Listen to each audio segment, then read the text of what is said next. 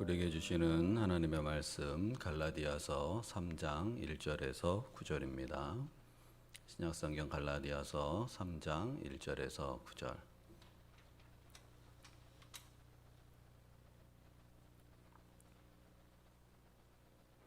우리 교독으로 말씀을 받겠습니다. 어리석도다 갈라디아 사람들아, 예수 그리스도께서 십자가에 못 박히신 것이 너희 눈앞에 밝히 보이거늘 누가 너희를 꾀더냐?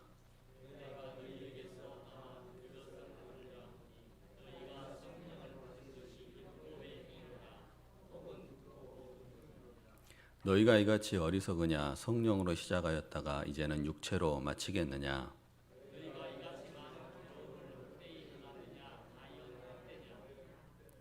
너희에게 성령을 주시고 너희 가운데서 능력을 행하시는 이에 일이 율법의 행위에서냐 혹은 듣고 믿음에서냐?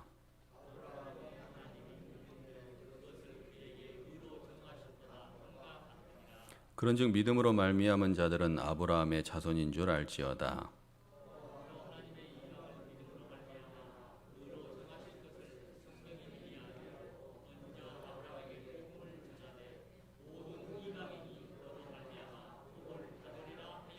함께 그러므로 믿음으로 말미암은 자는 믿음이 있는 아브라함과 함께 복을 받느니라.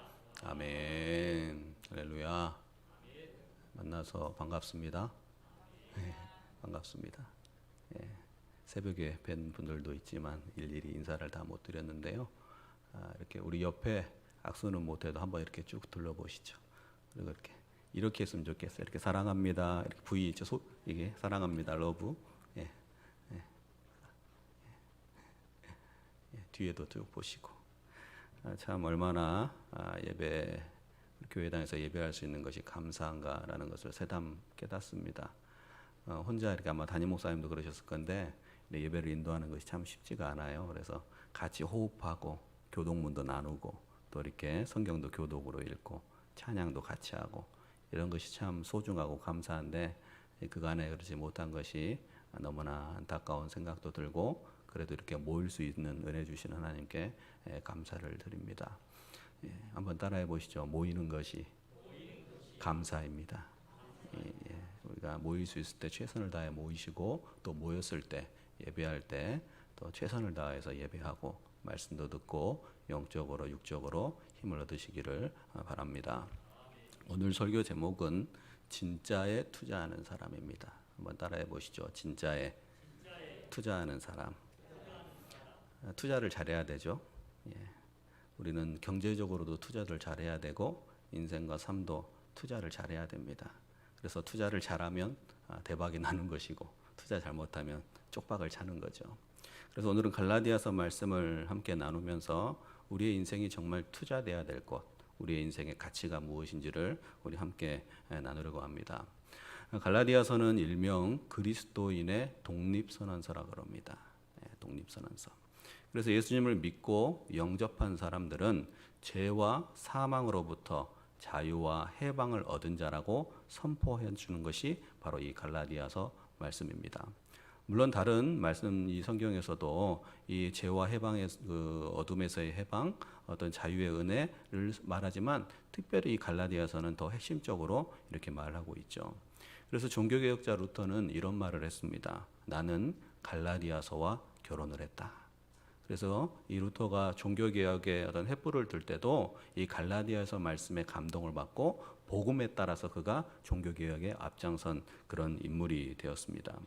그만큼 이 갈라디아서는 그리스도인들에게 복음을 알게 하고 복음으로 무장하게 하는 귀한 말씀입니다. 그래서 사도 바울은 이 갈라디아서를 기록하면서 기록의 목적을 갖고 있었는데 갈라디아 교회라는 곳은 예수 그리스도의 복음을 바울을 통해서 받아들이게 됩니다. 그러고 나서 교회가 세워지게 되죠. 그래서 교회가 잘 성장을 하게 됩니다. 복음으로 똘똘 뭉치게 되고 복음이 충만한 교회였습니다. 그러나 바울이 떠나고 나서 2-3년 후에 교회에 문제가 생기고 어려움이 찾아오게 됩니다. 보통의 어려움도 아니고 극심한 혼란에 빠지게 됩니다. 교회가 혼란에 빠지게 되는 데는 그만한 이유들이 다 있죠. 예를 들어서 성도들의 신앙이 깨어있지 못할 경우에는 이렇게 교회가 흔들리고 이렇게 혼란스럽기도 하고 교회 내에 다툼과 분쟁이 있을 때도 혼란스럽게 됩니다. 그런데 이 갈라디아 교회는 이 혼란에 빠지게 된 이유 중에 가장 핵심적인 이유가 하나가 있는데 그것은 바로 뭐냐면 교회 안에 거짓 교사들이 은밀하게 들어와서 바울이 전하고 가르치고 함께 했던 복음과 상반되는 다른 논리와 다른 주장과 잘못된 교리를 교회 안에서 가르치고 성도들은 그 안에서 미혹을 받고 교회가 혼란에 빠지게 된 겁니다. 특별히 이 거짓 교사들은 구원에 대한 혼란을 야기시켰습니다. 구원관에 대해서, 구원에 대해서 혼란을 야기시켰죠.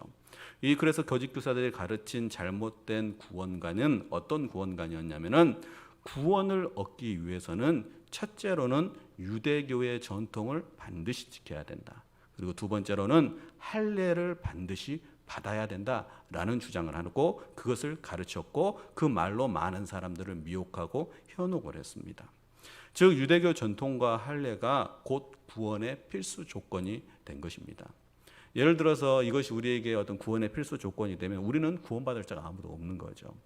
다시 말해서 구원에 있어서 십자가와 예수 그리스도는 빠지고 그 자리에 율법과 할례가 자리를 잡은 것입니다.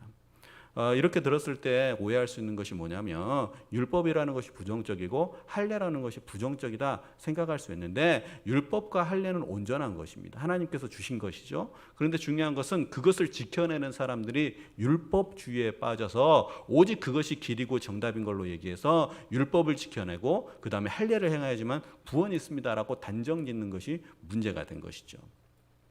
그래서 교회는 어찌 됐건 유대교 전통과 할례를 뛰어넘은 구원의 필수 조건이 있어야 되는데 바로 예수 그리스도의 은혜가 있어야 되는 겁니다. 그런데 만약에 교회가 유대교의 전통과 할례가 구원의 필수 조건이라고 여긴다면 어떤 일들이 발생하게 되냐면 교회 안에는 특정의 사람들, 특정 집단의 사람들이 주인이 되고 유대인이 아닌 이방 사람들은 절대로 교회 공동체에 소속이 될 수 없는 겁니다. 그래서 교회가 구원이 열려있는 은혜의 장소가 아닌 특정 집단의 전유물이 되는 것입니다. 결국 교회 공동체는 세상의 모습과 같이 파벌이 생기게 되고 주류와 비주류로 나누게 되고 서로의 갈등과 분쟁이 발생하게 되는 것이죠. 그래서 이 땅의 모든 교회는 어찌 되었건 복음 중심이어야 됩니다. 복음이 핵심입니다. 우리 영화묵교의 핵심은 바로 뭐냐? 복음이라는 거죠. 그 복음의 핵심은 바로 뭐예요? 예수님과 십자가죠. 그래서 예수님과 십자가가 교회의 어떤 복음이 중심이 돼서 확실히 자리 잡아야지 건강한 교회가 되고 그 복음의 바탕 위에서 교회가 건강하게 성장을 하는 것입니다. 우리 기장교단이 교독교 역사에 있어서 중요한 역할을 했잖아요. 민중에 대한 구원을 이야기했고 사회개혁을 선포했습니다. 그런데 만일 이 예수님의 자리에 민중이 자리 잡게 되고 민중이 복음보다 앞서게 되고 민중이 예수님의 십자가보다 앞장서게 되면 교회의 본질은 흔들리게 되는 겁니다. 제가 신학대학원을 다닐 때 우리 그 체포를 예배를 드리는데 충격적인 일들이 발생했어요. 뭐 신학교는 당연히 그럴 수가 있죠. 이 학생들이 대표를 해서 기도를 하는데 마지막에 기도를 할 때 어떻게 기도를 했냐면 예수님의 이름으로 기도를 안 하고 민중의 이름으로 기도합니다 이렇게 했어요. 근데 이제 설교를 이제 외부에 있는 목사님들이 오셔서 설교를 하시거든요. 저희는 이제 학생들은 공부하는 학자로서 이렇게 신학도로서 그럴 수 있다라고 생각을 하고 어느 정도 수용이 되는데 그분이 만약 이게 마음에 걸리셨나 봐요. 그래가지고 이제 그것에 대해서 얘기를 하고 거기에 대해서 논쟁을 하고 또 거기에 대한 연구를 하고 막 이런 일들이 발생이 됐거든요. 뭐 그 민중으로 이름으로 기도합니다라는 어떤 그 의미와 뜻은 다 알죠. 근데 행여라도 우리가 민중에 대한 얘기를 하고 사회개혁을 얘기를 하는데 그 안에 복음이 빠져버리면 이 민중에 대한 복음도 흔들리게 되는 것입니다. 그래서 교회의 핵심은 복음이고 교회의 사명은 그 복음을 전파하는 것이죠. 결국 갈라디아 교회 교인들은 거짓 교사들의 잘못된 가르침, 잘못된 구원론으로 인하여서 신앙의 기초가 되는 구원의 확신이 흔들리게 되고 믿음 또한 흔들리게 되었습니다. 그래서 바울은 이 갈라디아 교인들이 이 잘못된 가르침에 벗어나고 바른 복음의 길로 다시 돌아오기를 바라면서 참된 복음을 다시 한번 선포를 하고 그들에게 참된 복음이 무엇인지를 다시 한번 가르치면서 그들에게 복음으로 다시 돌아와라, 예수 그리스도로 돌아와라, 십자가 앞으로 나와라 라는 구원을 강력하게 선포를 하게 됩니다. 그 말씀 중에 하나를 보겠는데요. 갈라디아서 2장 21절 화면을 좀 띄워주십시오. 갈라디아서 21장 말씀해 보면 이렇게 기록이 되어 있어요. 같이 한번 읽어보겠습니다. 시작. 내가 하나님의 은혜를 패하지 아니하노니 만일 의롭게 되는 것이 율법으로 말미암으면 그리스도께서 헛되이 죽으셨느니라. 이 사도 바울이 이 선포를 한 이 말이 단순히 그냥 이렇게 가르치지 조근조근 가르치지 말하는 것이 아니라 매우 강력한 어조로 선포하는 거예요. 예수 그리스도가 헛된 것이냐? 너희들이 잘못 알고 있다. 이렇게 선포를 하는 거예요. 그래서 갈라디아서 2장 21절 말씀을 좀 풀어서 말하면 이렇습니다. 우리가 구원을 받고 하나님의 자녀가 되고 의롭다 여김을 받는 것은 예수님을 믿는 믿음 안에서 선물로 받은 것이지 믿음이 아닌 율법을 지키는 행위로서 구원이 얻어진다면 예수님의 죽음은 헛된 것입니다 라고 선포를 하는 겁니다. 교회가 헛되게 되는 거죠. 복음이 헛되게 되는 거죠. 예수님이 헛되게 되는 겁니다. 이 말을 반대로 말하면 뭡니까? 예수님은 절대 진리이고 예수님은 절대 헛되지 않다는 겁니다. 우리가 예배하는 이유가 뭡니까? 우리가 하나님을 믿는 이유가 뭡니까? 예수님이 헛되지 않기 때문이죠. 예수님이 참 진리이기 때문인 것이죠. 그런데 여러분 이렇게 한번 생각을 해보십시오. 율법의 완전성을 주장하고 율법을 지키는 행위를 강조하고 그러한 것을 주장을 하는 거짓 교사들과 율법주의자들이 과연 율법을 얼마나 지킬 수 있을까라는 겁니다. 그들이 과연 율법을 강조하는데 율법에서 완벽한 자이고 율법에서 자유한 자고 율법을 우리는 온전히 행했다 말할 수 있을까라는 거예요. 절대 그럴 수 없다라는 겁니다. 우리가 늘 신앙생활을 하거나 사회생활을 할 때 진리를 말하고 이것이 옳습니다, 저것이 맞습니다, 판단을 하고 이렇게 가야 됩니다 주장할 때는 늘 조심을 해야 돼요. 왜냐하면 나를 돌아봐야 되거든요. 근데 이 거짓 교사들은 선포는 그렇게 하고 가르치면 그렇게 주는데 그들의 행실과 삶은 그렇지 못하고 오히려 교회의 주도권을 잡으려 하고 교회의 기득권 세력이 되려 하고 교회에서 자신들이 뭔가 앞장서고 뭔가 이렇게 자리를 차지하려고 하는 그런 마음들이 늘 있었다는 것이죠. 그들은 스스로가 정말 의롭다 말할 수 없는다는 겁니다. 오늘날 우리가 만일 교회에서 전통을 말하고 율법을 지키는 행위에 대해서 말한다고 하면서 전통과 율법을 얼마나 과연 지켰습니까? 라고 묻는다면 이에 자신 있게 대답할 사람은 별로 없다라는 겁니다. 절대 이룰 수가 없죠. 율법의 행위로요. 그래서 예수님은 율법을 폐하러 오신 분이 아니고 율법을 완성시키기 위해 오신 분입니다. 예수님과 율법이 떨어지고 끊어지고 상반된 게 절대 아니에요. 예수님이 이 땅에 오시면 이 이전에 주셨던 율법을 더 온전케 하고 율법을 어떻게 하나님의 은혜대로 지키며 살 것이며 이 율법이 더 하나님의 은혜 가운데 나가게 하는 그 구원의 메시지를 예수님이 갖고 이 땅에 오신 겁니다. 그래서 예수님을 믿는 것은 율법을 통과합니다. 교회의 전통과 관습도 통과합니다. 할례도 통과하게 되는 겁니다. 모든 것이 거칠 것이 없고 구원의 길에 가는 것, 우리가 하나님의 자녀가 되는 것에 모든 척도가 되는 것이 바로 복음이고 예수 그리스도인 거죠. 그래서 매우 고차원적인 것이 복음이고 그래서 복음은 교회의 생명인 겁니다. 교회의 생명이죠. 이 말을 좀 더 쉽게 예를 들면 이럴 수 있습니다. 우리가 신앙생활을 하잖아요. 신앙생활을 하면서 열심히는 해요. 그런데 예수님이 빠져 있어요. 교회를 열심히 나옵니다. 매 예배마다 출석을 합니다. 교회에서 봉사한다 그러면 앞장서서 봉사를 합니다. 교회에서 받은 직분을 잘 감당합니다. 세상에서 착하게 삽니다. 그런데 그 안에 예수가 없어요. 예수 생명이 없어요. 그럼 구원을 이룰 수 있을까요? 우리가 이웃 종교를 말해서 좀 그렇지만 천주교 기독교 신자들은 어떤 행위에 대해서 많이 얘기를 하잖아요. 이 행위를 주장하고 행위를 지키는 게 중요하죠. 본받아야 될 거죠. 그런데 한계점이 있어요. 왜? 복음에 무장되지 않은 한계점.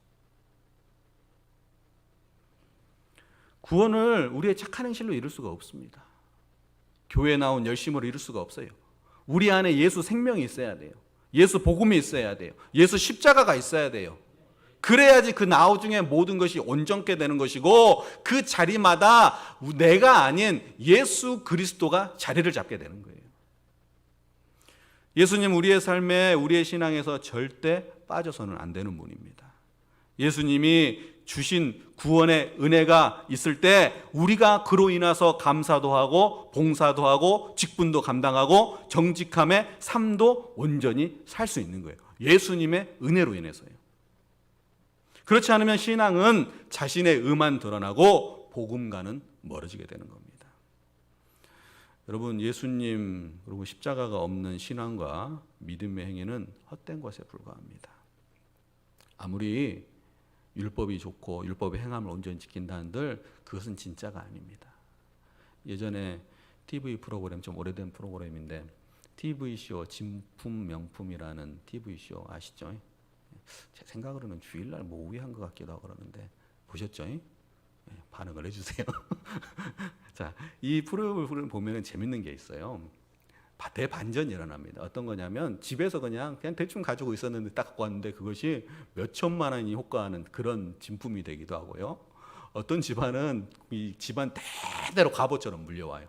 야, 이거 우리 뭐 조상이 준 것이다, 물려준 것이다, 누구한테 받은 것이다 하면서 귀하게 보니까 겉으로 보기에는 너무 좋아 보여요. 와, 대단하다. 이 실력이 없는 그런 평가를 하는 사람들은 대단합니다, 와, 좋습니다 말하는데, 전문가들이 그걸 보고 딱 평가를 하는 거예요. 뭐라고 딱 평가를 하느냐? 이건 가짜입니다. 그럼 어떻게 돼요? 그동안에 지켜왔던 것은 다 허망하게 되는 거예요.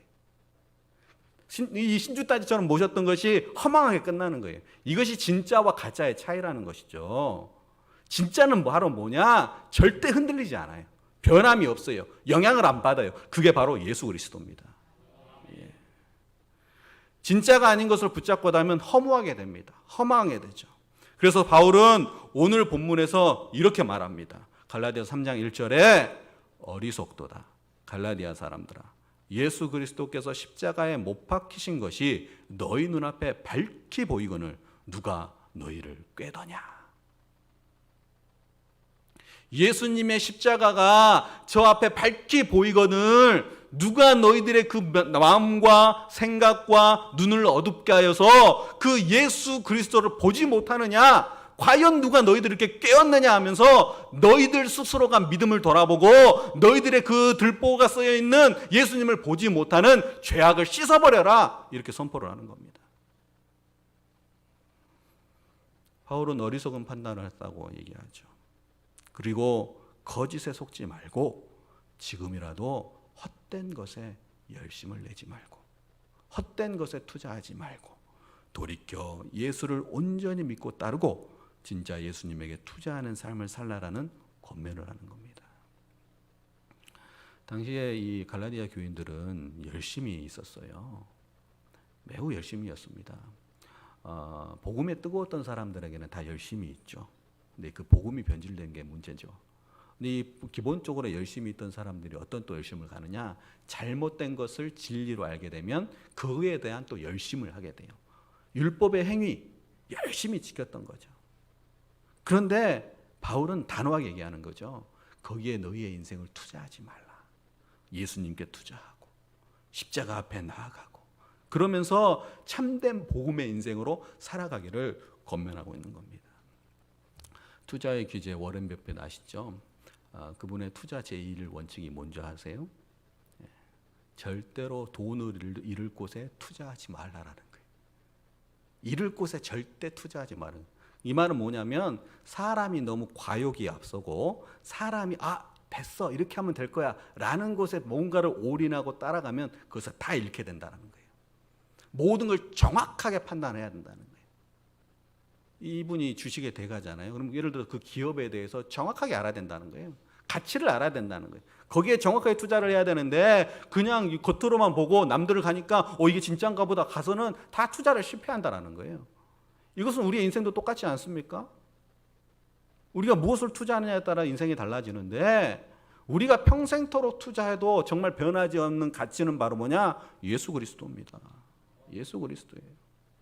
그러므로 오늘도 우리 스스로는 늘 돌아봐야 되죠. 과연 내 안에 예수 그리스도가 참되게 자리 잡고 있는지, 예수 그리스도가 나에게 생명이 되는지, 아니면 내가 막연하게 그냥 신앙생활을 지금 하고 있는 것이 아닌지, 그리고 우리 눈앞에 밝히 보이는 예수님의 십자가를 바라보고 그 구원의 십자가를 깊이 간직하고 믿음의 은혜가 가득하게 되기를 주님의 이름으로 축복합니다. 노예의 신분은요, 불행한 이유 중에 하나는 자유가 없기 때문입니다. 노예에게, 종에게 아주 좋은 먹을거리가 있고 편안한 잠자리가 있고 행복할 어떤 조건을 주었어도 그 노예는 진짜 행복을 발견하지 못합니다. 잠깐의 행복이죠. 노예의 진짜 행복은 자유가 있는 겁니다.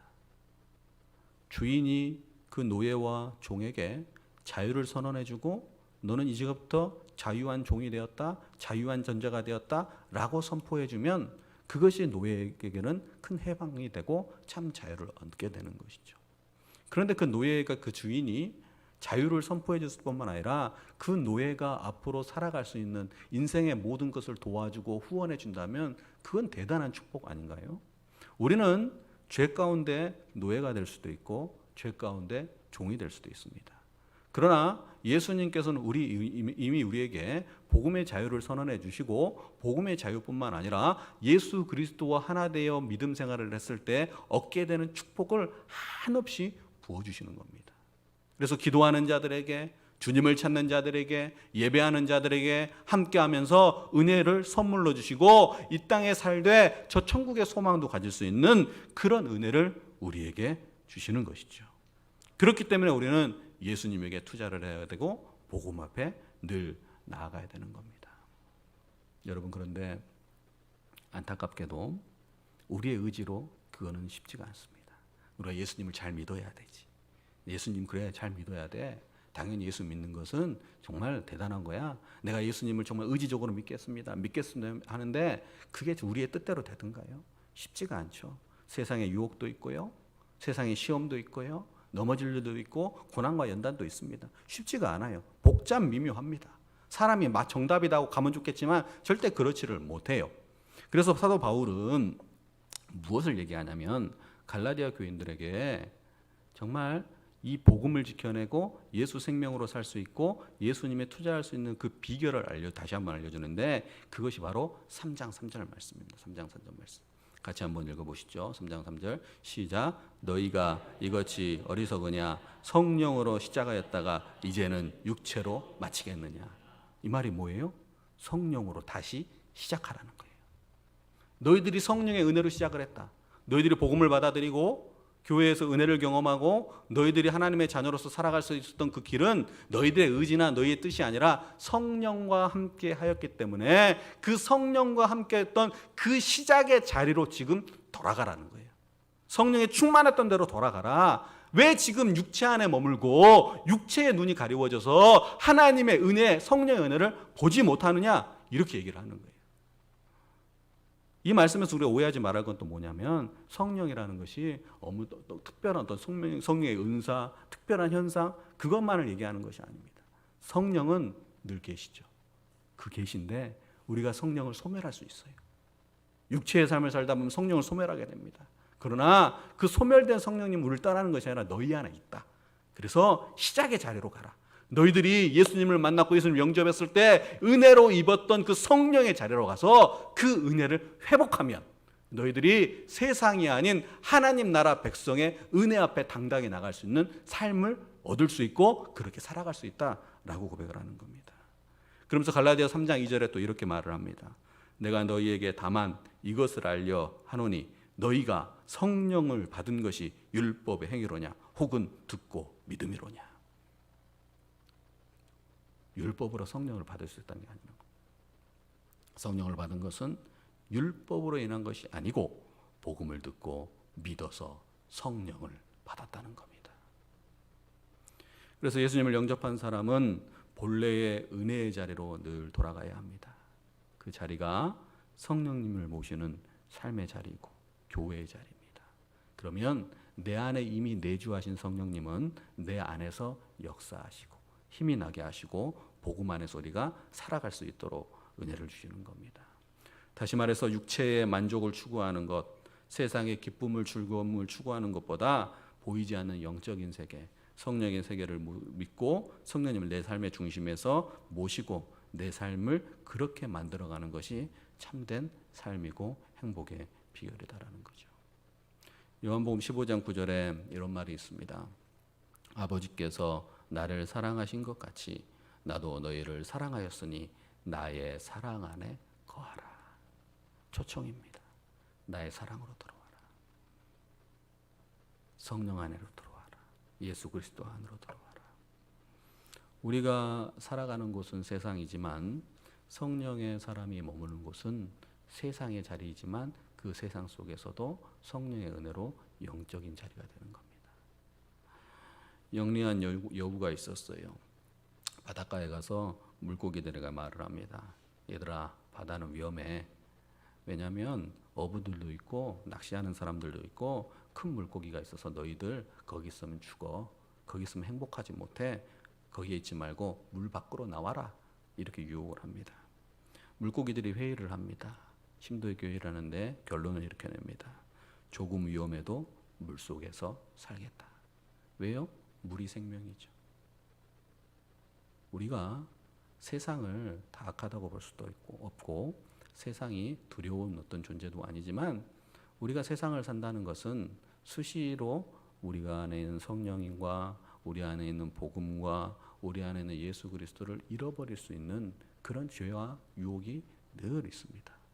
그래도 우리가 머물며 살 곳은 때로는 힘들고 어려움이 있어도 예수 안에 살고 우리가 때로는 교회 안에 갈등과 다툼이 있을지라도 교회 안에 머물고 그래서 그 안에서 화해하고 화목하고 예수의 그리스도의 복음을 누리고 그 안에서 성령이 충만하면 그것이 살아가는 믿음의 인생이 되는 것입니다.